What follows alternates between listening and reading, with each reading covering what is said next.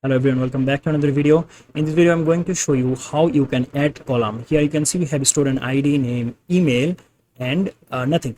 Actually I'm going to add here one more column that actually will contain student phone number. Okay, so how you can actually add a column into a table. So to add a column you have to say here alter table, then table name. So the table name is students, right? And here I'm going to break the line and I'll go here and I'll say that add column and then column name.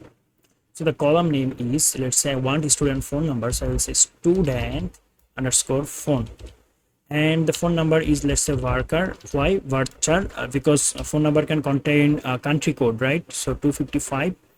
All right, and like this. So what I have done here, alter table, then the table name students, and then I have said that okay, add a column student phone worker 255. Okay, if I execute it, and here you can see alter table, I mean this is successfully done. Now let's go, and I'm going to actually select all the column from the students table.